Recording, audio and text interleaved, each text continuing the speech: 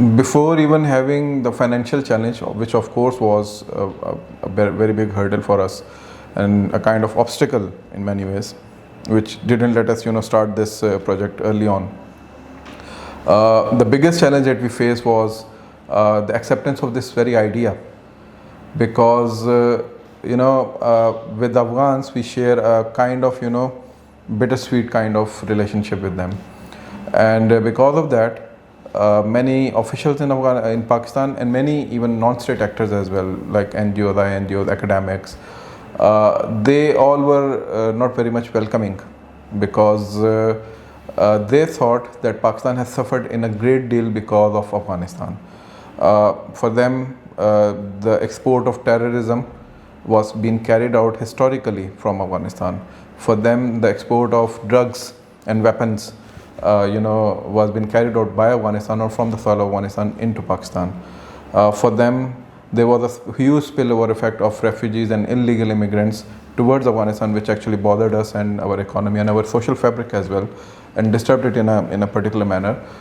So for them, Afghanistan was not a very particular, beautiful story which they wanted to, pick up or take up to the, in a particular manner, to project it in a particular manner. So that was the biggest challenge. It was not financial one. It was to convince people inside Afghanistan that this is an idea which they need to experiment, and if it will become a success, probably not only it will allow Pakistan to go into Afghanistan and establish our footprint over there in a very soft manner, and also tell them that we mean good for them. And probably there is a story out there in Afghanistan which we might want to hear, and which we may hear in future, that probably not everything is wrong over there as well. Not every person is from the devilish background. So that was the first challenge, to convince people over here in Pakistan. And then the second challenge was to convince people from Afghanistan, because in Pakistan, even though they were not welcoming, they were not very much against Afghanistan. There was a kind of trauma in the memory of Pakistani people, officials, and otherwise other civilians as well, that probably we did wrong with Afghanistan and the people of Afghanistan back in 2001. So there is a kind of sympathetic attitude towards Afghanistan as well. But in Afghanistan, that was the opposite case. For them, we were the reason for the devastation over there. Right or wrong, that is debatable, of course. For them, we were the reason that Afghanistan didn't prosper in last 40, 50 odd years.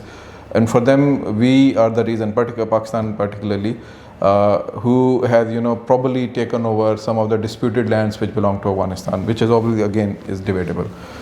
Not debatable, it is actually settled. For them it is debatable, for us it's not debatable. So these were the challenges. These were the two biggest challenges that we faced in the initial phase, and somehow we overcame them. Especially in Pakistan, it was, like I told you earlier, that it took almost 2-3 years to convince the people over here to start this project. And in Afghanistan, which I thought that would take more years to convince people, it only took 2 months. So this was the difference. For people of Afghanistan, what I found, and it is beautiful in fact, despite of all the hostilities towards Pakistan, even now, right now, many of the people over there, they still see Pakistan as the second home, and in a very particular way, they have a resentment against Pakistan. But when you will sit down with them, have a cup of kahwa with them, and some kebabs and tikkas, after that they will be all open with you and went out, and after that will be just normal.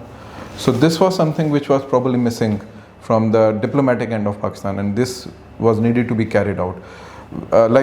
We had actually around 4 million people from that country living in our country.